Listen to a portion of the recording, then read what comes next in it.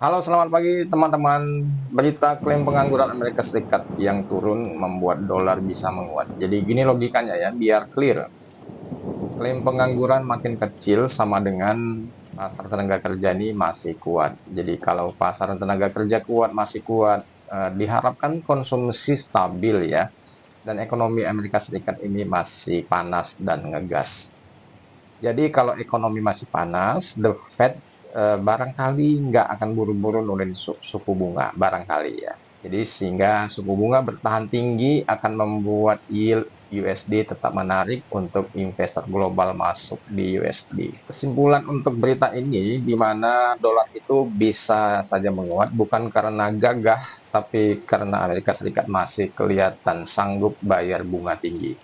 Trader yang short USD yang nggak mikir-mikir ya hati-hati, tetap menjaga konsistensi teknikal sambil bilang harga mudah-mudahan sesuai kondisi ekonomi global. Dan yang kedua, berita dari Inggris yang membuka anggaran pembiayaan negara lebih longgar akan membuat GDP ini menguat. Fiskal headroom Inggris ini melebar sampai 22 miliar pound sterling di atas ekspektasi pasar, dan ini artinya pemerintah punya ruang buat stimulus kalau diperlukan untuk mendongkrak ekonomi. Ada buffer fiskal memang yang akan membuat ekonomi dianggap lebih stabil dan lebih siap menghadapi risiko. Diharapkan stabilitas fiskal ini akan menciptakan sentimen yang positif, akan muncul capital inflow untuk pound sterling, dan diharapkan GBP menguat. Aku suka dengan hal ini. Oke, jadi pemerintah UK ini lagi bilang ya, tenang ya bro, ini kas kita nggak akan cekak kok, kita akan kasih pembiayaan longgar.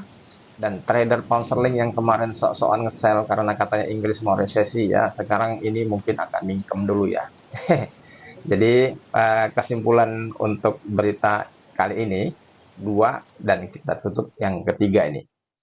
Kita masuk di Kanada, di mana Kanada memangkas kuota tarif baja, ditambah lagi plus kasih tarif 25% ke produk tertentu, dan efeknya membuat sektor metal terpengaruh sekali.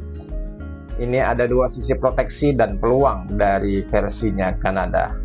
So, untuk dampak, pasar metal dan perusahaan ekspor baja akan terpengaruh.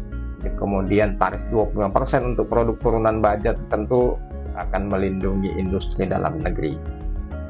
Pengurangan kuota tarif baja impor ini bikin permintaan baja lokal naik. Jadi Kanada sedang memproteksi dalam negeri dengan konsep tarif mereka. Dan perusahaan lokal yang ekspor akan lebih kompetitif karena pasar domestik lebih stabil dan mereka bisa jual dengan margin yang lebih baik. Teman-teman yang ada kaitannya dengan industri logam boleh subscribe channel aku nih ya. Oke, untuk harga logam dasar tertentu ini tergantung supply global, bisa ikut menguat karena potensi pengurangan aliran produk murah dari luar negeri. Oke, aku akan rangkum dari versi aku soal Kanada ini, di mana Kanada lagi bilang ke industri baja luar negeri ya, santuy dulu ya, kita geser dulu ya, kita jagain anak kandung ini. Jadi mereka sedang memproteksi industri baja dalam negerinya. Akibatnya produksi baja Kanada bisa senyum lebar, dan trader metal yang biasa nebak-nebak harga kayak nebak zodiak, nebak bintang ya, jangan kaget kalau volatilitas mulai naik untuk di metal. Jadi intinya gini teman-teman, sambil jaga kesehatan karena ini cuaca agak ekstrim, jaga kesehatan. Dolar ini menguat karena datanya real, GBP naik karena Inggris buka dompet, dan metal ini goyang-goyang karena Kanada batasi pintu masuk logam asing. Dan trader yang udah ngaku 10 tahun pengalaman tapi kerjanya cuma nebak tanpa baca alasan ekonominya, ya itu namanya bukan pengalaman bro, tapi itu adalah riwayat kecelakaan. Jadi kombinasikan kuantitatif dan kualitatif data, fundamental dan teknikal, supaya kamu cas dan smart dan sharp dalam melihat market. Selamat pagi dari aku Fauzi, selamat pagi, terima kasih.